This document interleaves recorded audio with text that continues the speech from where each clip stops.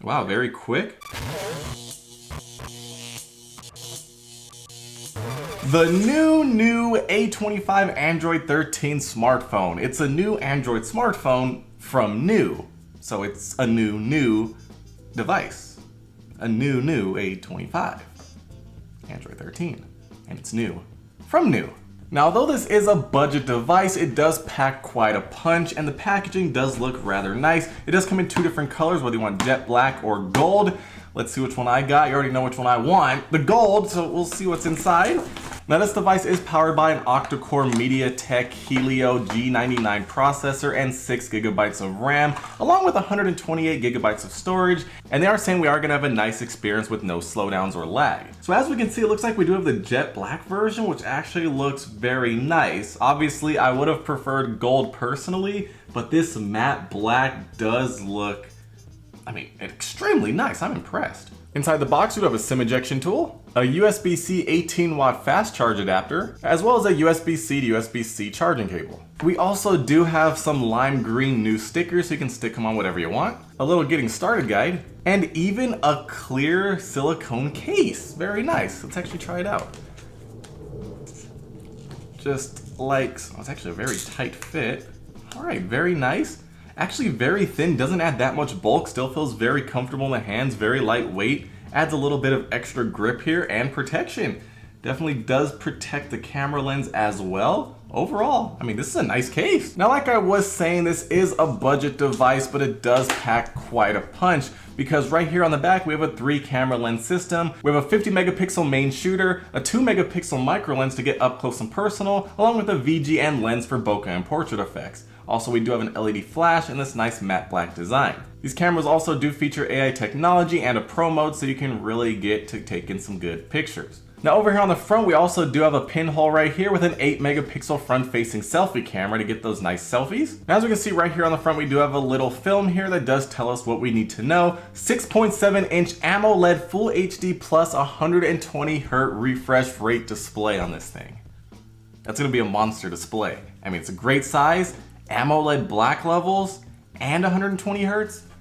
Come on now, that's checking a lot of boxes. Now, because this is a budget device, we only do have 4G LTE connectivity and no support for 5G networks, but this whole thing is powered by a 5,000 milliamp hour battery, which is very impressive given how lightweight this thing is. It feels very light and comfortable in the hand. And even though we do have this squared off design, it is a bit rounded around the edges, so it feels very good in the hands. It doesn't feel uncomfortable whatsoever. And plus, it's a bit on the narrower side, so it does feel very comfortable to hold. Now, it is a bigger device, so if you have smaller hands, it might not be the most comfortable, but for me, it feels great. Let's get this powered on and peel this off. Oh wow, instantly, those black levels, definitely AMOLED. Looks amazing.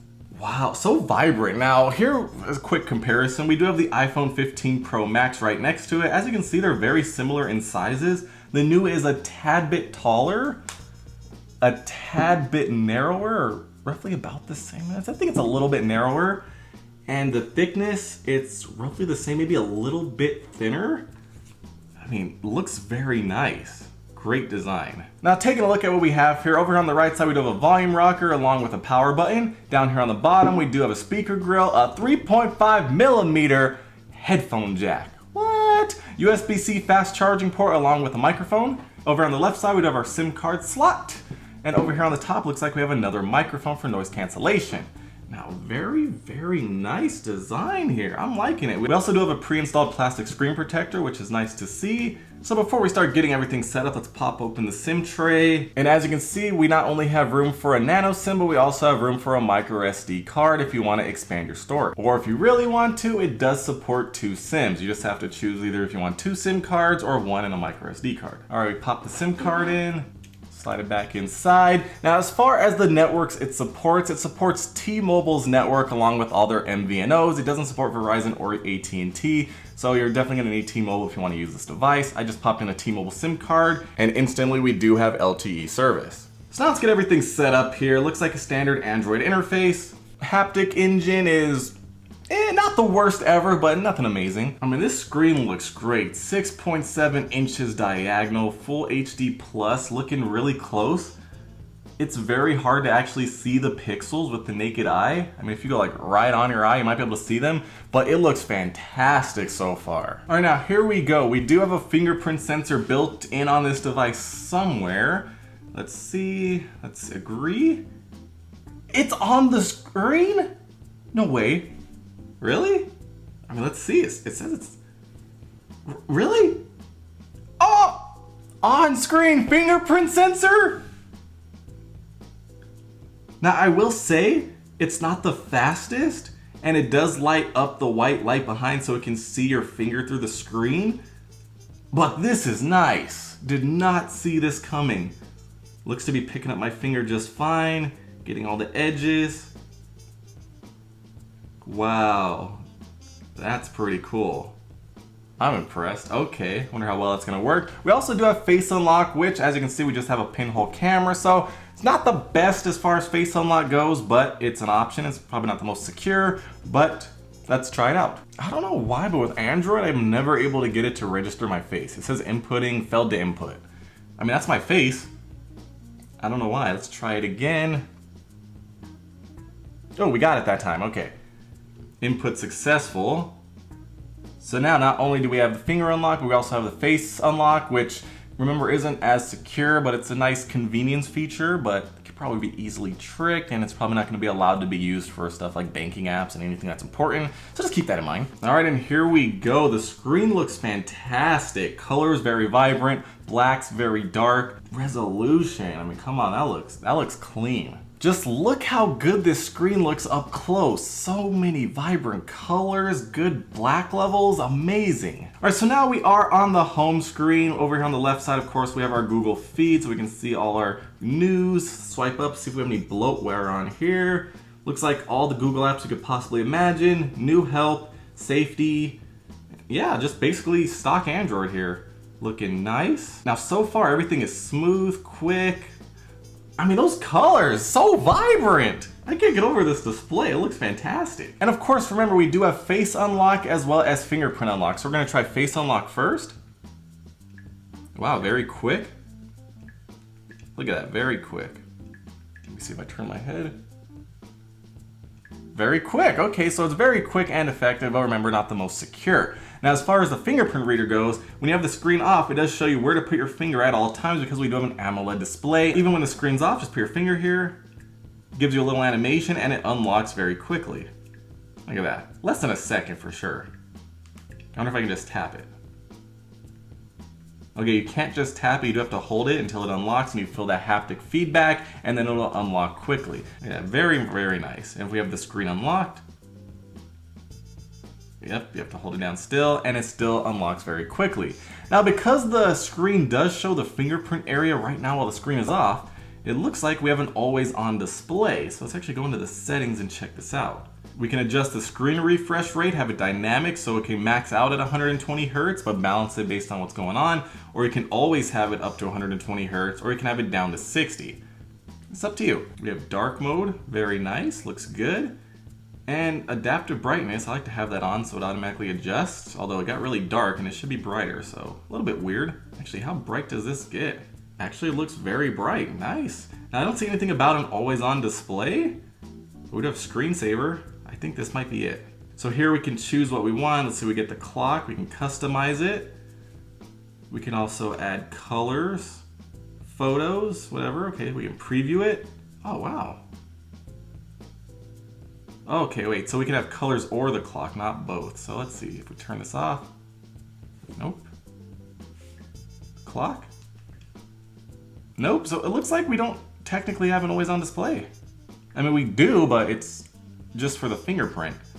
I'm not sure what the screensaver's for, I guess when it dims down, but that's kind of pointless if it doesn't stay on for the always on display. But you know, it is what it is. Hopefully they have an update to bring that in the future, that'd be nice. Now if we take a look here, we do have T-Mobile on our SIM, so it's working beautifully, along with Android 13. And the good news is our Android security update is from August 5th, 2023, so it is pretty well up to date. And the Google Play system update is from April 1st of 2023. So now, of course, let's open up the camera and take a look at this because we have a 50 megapixel camera with AI. We should have some good photos here. Let's see. Okay, looking good. Smooth. All right, let's get this box right here real quick, just for a little quick sample. Okay, it is a bit slow, like you can't take a bunch back to back like that. Maybe you can hold it down. Is it taking a bunch? Okay, you can actually hold it down and take up to 20 pictures at the same time. In a burst shot, okay, they're all right here. Now, as far as the picture goes though, I mean, it looks very good. You got a nice blur in the background, nice depth of field here. So far the camera does look good. Let me take a quick selfie with the front camera. Picture does look pretty good. I mean, it is a bit on the grainy side, but overall it's fine. I mean, impressive camera so far. But of course, we're inside here and this is boring, so let's let other Rodrick head outside with this thing and take some pictures and videos so we can see how it works in the real world.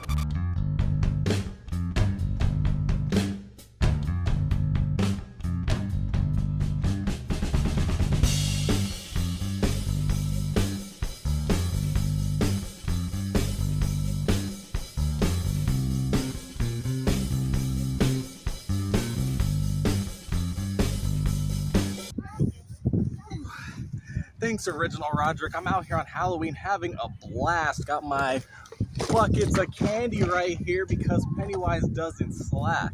Now we're testing the rear-facing camera of the new A25, and we're gonna take some pictures, get some video, and see how well this camera actually does in the real world. So, let me get some candy and some other stuff. Whatever they got.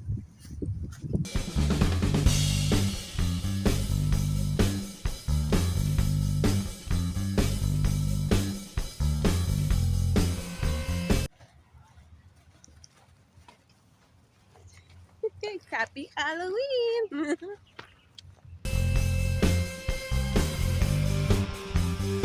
And this right here is the front-facing camera on the A25. It's a windy day. Got my nice Pharaoh outfit on, looking pretty fly. Let's go get some grub, shall we?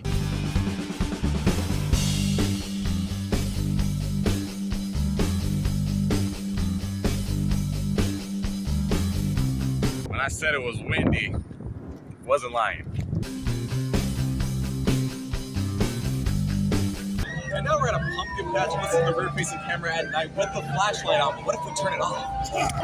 And this is with the flashlight off in pretty low light conditions. We do have some spotlights on us, but we are at night. Yeah. And then this is walking around at night through the parking lot. See how good stabilization is, if we have any at all. This is a pretty dark parking lot with just a few spotlights here and there. So this is basically what it's gonna look like when you're recording something at night.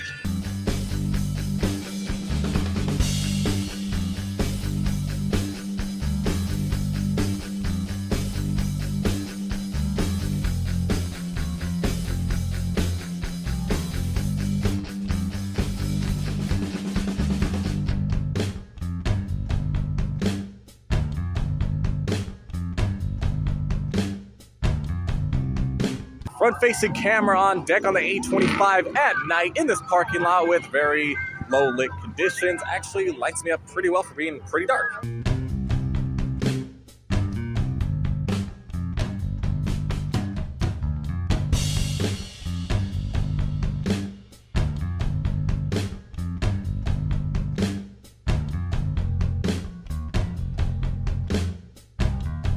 Thanks, other Rodrick. Great pictures and videos. You're the best. So we're back in here, and now let's actually go into YouTube and see how good these speakers sound and how good video looks on this thing. All right, let's get the quality maxed out. We can go up to 1440p at 60. No HDR support. This is an HDR 4K video at 60 frames per second, but we can only go up to 1440p 60 SDR. Now, looking at this video, let's see. Looks very vibrant. Colors are very bright. Let's actually seek through here a bit. Very quick to load. At least it was. There we go. So, I mean, that looks good. Very good quality. Looks great. So much color here. Very smooth. Now, as far as the speaker goes, Imitation of the artificial sugar, which isn't ideal, but, you know, pretty good. It has a good volume. We only do have one bottom firing speaker here. There's no stereo sound, but it does sound good and clear. Obviously not the best, but it sounds very good for what it is. Now, just for a very unfair comparison, let's see how the speakers sound compared to an iPhone 15 Pro Max. iPhone first, Oh, so I'm a huge fan of Dr. Pepper. Haven't really had many Dr. Pepper. And now the NUU A25. Pros and cons of both of them, whatever. But this right here seems like a winner. Of various flavors, but this right here seems like a winner. Now, as you may or may not be able to tell because this is going over microphones through speakers and all that, and you're not here in person, the iPhone does definitely sound a lot wider, a lot clearer, a lot crisper, and just overall a lot better. But that being said, the NUU, with its one downward firing speaker, still can hold its own, at least in this category of devices. So you know what we have to do? Let's try out a racing game and see how well this looks and performs with 120 Hz and this octa-core processor. All right, as you can see, going through the menu here, things are smooth. Now I will say, I'm not sure what level the graphics are playing at right here. All right, so now let's actually try a real race and see how good this thing looks. All right, let's go.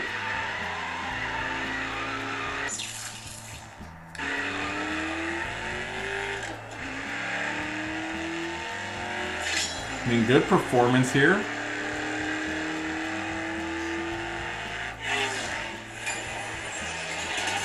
Okay, I don't like this game, but I will say it is being handled perfectly fine. No lag whatsoever. Things are very clear, look good, smooth. No complaints here with gaming. So all in all, the NUU A25 is a great budget device. It has a very vibrant, nice deep black level AMOLED Full HD Plus display that is very clear and crisp. It looks good, and we can't forget 120 Hz refresh rate, which is very nice to see in a device like this.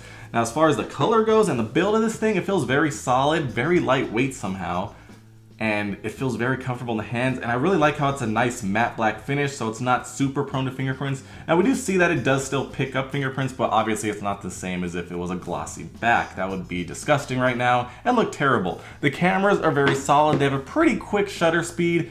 Not the fastest if you want to take a bunch of pictures back to back, but if you do hold it down, you can take burst shots in 20 frames at a time, and the pictures actually do look very good. The video is alright, it's about what I expected, and it looks fine, and it's definitely usable, especially for social media. Now remember, what I really do like is that we have an in-screen fingerprint sensor right there, and it works beautifully every time without an issue. The screen is a great size. The overall design of this thing looks great, and overall it's a great device without breaking the bank. I like it.